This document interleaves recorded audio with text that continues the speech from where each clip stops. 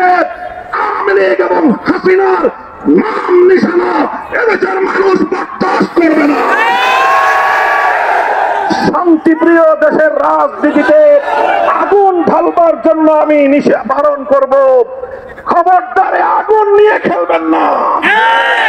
এদেশের প্রতিটি শান্তিকামী মানুষের হৃদয়ে ক্ষোভের আগুন তুষের মতো জ্বলছে। সারা দুনিয়ার মানুষ প্রেডিকশন করেছিল খুনি হাসিনার যেদিনই পতন হবে সেদিন লক্ষ লক্ষ আওয়ামী জালেমদের লাশ বাংলার মাটিতে পড়বে। এটাই ছিল সকল মিডিয়া এবং দেশি আন্তর্জাতিক পর্যবেক্ষকদের পূর্ব ধারণা। যারা আজকে বাংলাদেশে যদি কোনো গোপন ভাবে শেখ হাসিনা এবং আওয়ামী লীগকে আবার এই দেশে প্রতিষ্ঠিত করতে চান, তাদেরকে বলতে চাই আওয়ামী লীগ নামে কোনো সম্পদ বাংলাদেশে থাকবে না, বাংলাদেশে চলবে না। পরিষ্কার ভাষায় বলতে চাই অন্তর্বর্তীকালীন সরকার অনতিবিলম্বে ছাত্রলীগকে যেভাবে নিষিদ্ধ ঘোষণা করা হয়েছে এইভাবে আওয়ামী লীগকে নিষিদ্ধ ঘোষণা করতে হবে।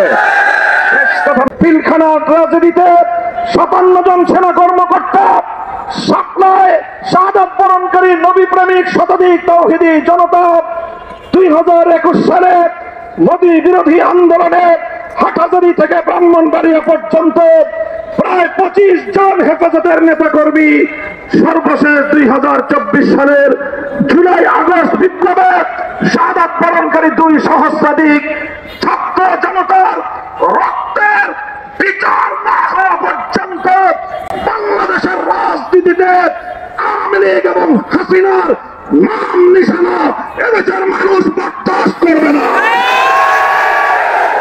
শান্তিপ্রিয় দেশের রাজনীতিতে আগুন ঢালবার জন্য আমি বারণ করব, খবরদারে আগুন নিয়ে খেলবেন না। এদেশের প্রতিটি শান্তিকামী মানুষের হৃদয়ে ক্ষোভের আগুন তুষের মতো জ্বলছে।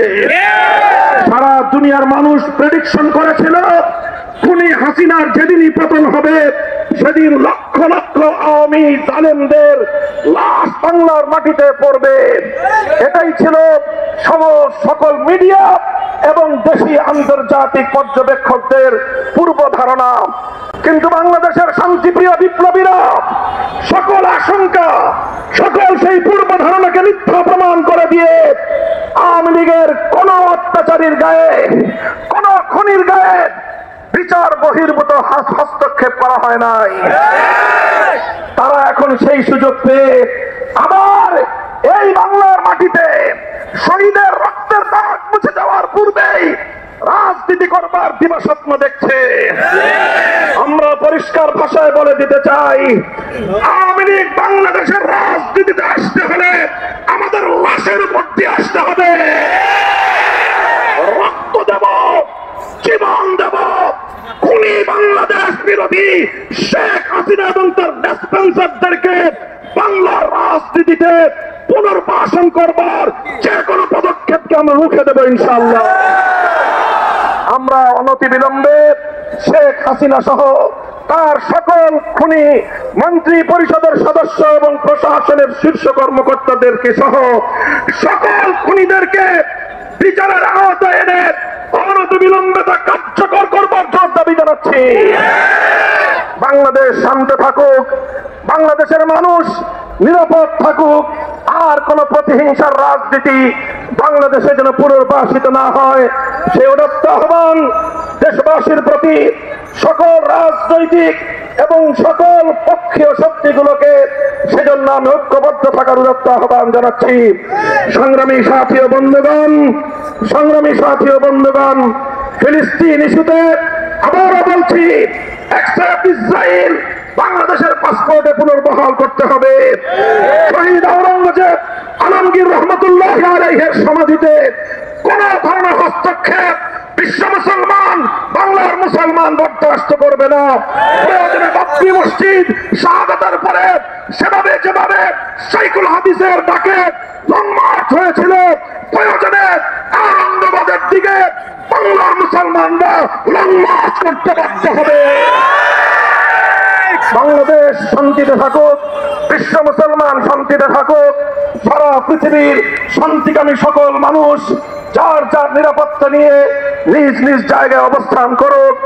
এই সুযোগে আমার শান্তিপ্রিয় বাংলাদেশে কোন বিশৃঙ্খলা সৃষ্টির অপপ্রয়াসকে প্রশ্রয় দেওয়া যাবে না। হেফাজতে ইসলাম বাংলাদেশ প্রতিটি ক্রান্তিকালে যেভাবে ঐতিহাসিক ভূমিকা পালন করেছে, আজও যদি কেউ বাংলাদেশকে অস্থিতিশীল করবার চেষ্টা করে, বাংলাদেশকে অস্থিতিশীল করবার যে কোনো প্রচেষ্টার বিরুদ্ধে হেফাজতে ইসলাম রণহুঙ্কারে মাঠে নেমে আসবে ইনশাআল্লাহ। আমরা শান্তি প্রিয় প্রতিবাদ কর্মসূচি পালন করলাম। আমাদের সভাপতি সাহেব যে ঘোষণা দিয়েছেন, হেফাজতের এই আজকের প্রতিবাদ কর্মসূচিতে অংশগ্রহণকারী সকল তাওহীদি জনতাকে আমি উদাত্ত আহ্বান জানাচ্ছি। আজকের কর্মসূচি আমাদের এখানেই সমাপ্ত ঘোষণা হবে। আপনারা কোন প্রকার এর পরবর্তীতে কোন কর্মসূচিকে দীর্ঘায়িত করবার চেষ্টা করবেন না। যদি কেউ করেন, যদি কেউ এখান থেকে কোনো মিছিল করবার চেষ্টা করেন, তার দায় দায়িত্ব সম্পূর্ণ তাকেই বহন করতে হবে। হেফাজতে ইসলাম কেন্দ্র, ঢাকা মহানগর এবং কোন জন কমিটির দায়িত্বশীল, আপনারা সে দায়িত্ব বহন করবেন না। যে কোনো ষড়যন্ত্র বিশৃঙ্খলার বিরুদ্ধে আমাদেরকে সর্বোচ্চ সতর্ক থাকতে হবে ইনশাআল্লাহ। প্রস্তুত থাকবেন তো ইনশাআল্লাহ? আগামীর সংগ্রামে প্রতিটি অন্যায় এবং প্রতিটি বিচার বহির্ভূত হত্যাকাণ্ডের বিরুদ্ধে হেফাজতের আগামীর সংগ্রামে রাজপথে শামিল থাকার উদাত্ত আহ্বান জানিয়ে শেষ করলাম। নাসরুম মিনাল্লাহি ওয়া ফাতহুম করিব। আসসালামু আলাইকুম ওয়া রাহমাতুল্লাহ। সাথী বন্ধুগণ, হেফাজতে ইসলাম বাংলাদেশের কেন্দ্রীয় নায়েবে আমির মাওলানা আব্দুল কাইয়ুম সুবহানী সাহেব এখন দোয়া করে সমাপ্তি ঘোষণা করবেন। আজকের সময় এখানে সমাপ্ত আব্দুল কাইয়ুম সুবহানী সাহেবের মুনাজাতের মাধ্যমে। দেশে অনেক সংগঠনকে সন্ত্রাসের দায়ে বিলুপ্ত করেছেন, নিষিদ্ধ ঘোষণা করেছেন।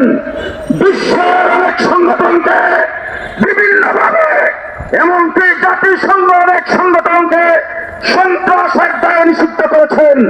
আমি পরিষ্কার ভাষায় বলতে চাই, যাদের নিষিদ্ধ হয়েছে আন্তর্জাতিকভাবে এবং বাংলাদেশে সমস্ত সংগঠনের যদি সন্ত্রাস একত্রিত করা হয়, শেখ হাসিনার এক রাত্রির সমান হবে না।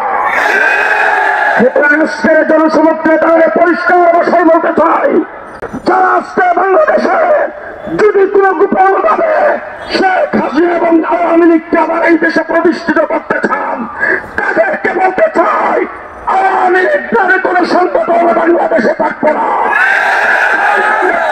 বাংলাদেশে চলবে না।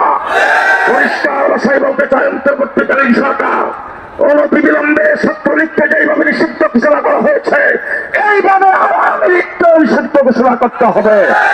শেষ কথা বলবো, বেশিরভাগ পিলখানা হত্যাকাণ্ড, 17/7 গণহত্যা, 2021 গণহত্যা, জুলাই আগস্টের আন্দোলনে আমার ছাত্র জনতাকে পাখির মতো গুলি করে হত্যা, সমস্ত হত্যাকাণ্ডের বিচার অচিরেই অনতিবিলম্বে করতে হবে, অনতিবিলম্বে করতে হবে।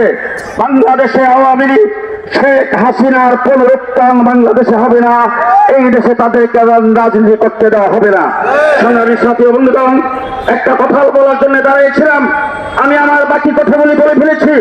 আমার ঢাকা মহানগর হেফাজতে ইসলামের সেক্রেটারি তারুণ্য অহংকার মাওলানা মামুনুল হক এখন আপনাদের সামনে আজকে এই সমাবেশের মূল বক্তব্য রাখবেন এবং আগামী দিনের দিক নির্দেশনা দেবেন। তারপরে এই মাহফিল, এই সমাবেশ সমাপ্ত হবে, মিছিল হবে না, আপনারা যার যার অবস্থানে চলে যাবেন।